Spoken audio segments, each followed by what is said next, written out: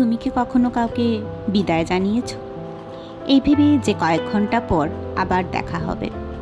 একটা phone call, একটা হাসি, একটা ভালো থেকো, আর তারপর তুমি জানতে পারলে ওটাই ছিল শেষ কথা। পৃথিবীতে এমন কিছু ক্ষতি আছে যার ক্ষতিপূরণ টাকা দিয়ে হয় না, কারণ কিছু মানুষ হারিয়ে যায়, কিন্তু তাদের জায়গা কখনো খালি হয় না।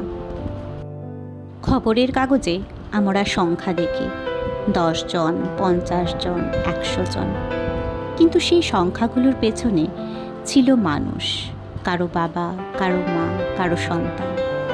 কেউ হয়তো নতুন চাকরি শুরু করতে যাচ্ছিল, কেউ হয়তো বাড়ি ফিরছিল তার ছোট্ট মেয়ের জন্মদিনে, কেউ হয়তো শেষবারের মতো মায়ের কণ্ঠ শুনেছিল, কিন্তু কেউ জানতো না সেই মুহূর্তটাই শেষ হয়ে যাবে।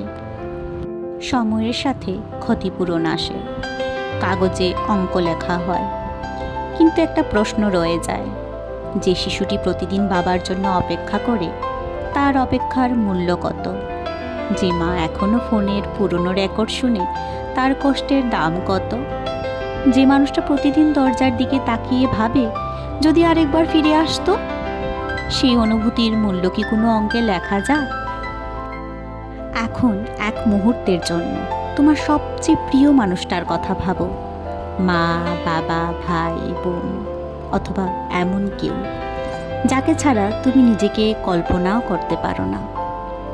যদি আজই তাকে হারিয়ে ফেলতে, কোনো টাকা, কোনো পুরস্কার, কোনো ক্ষতিপূরণ কি তাকে ফিরিয়ে আনতে পারতো?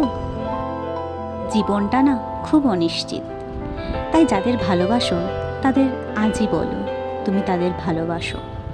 সময় থাকতে তাদের পাশে দাঁড়াও, কারণ একদিন সব কিছু ঠিকই থাকবে, শুধু হয়তো সেই মানুষটা থাকবে না। আর তখন তুমি বুঝবে কিছু ক্ষতিপূরণ সত্যিই পুরোপুরি সারে না। যদি ভালো লেগে থাকে তাহলে একটা লাইক করে দিও, কমেন্টে জানিও তোমাদের ভালোবাসার মানুষটিকে, আর সাবস্ক্রাইব করতে ভুলো না।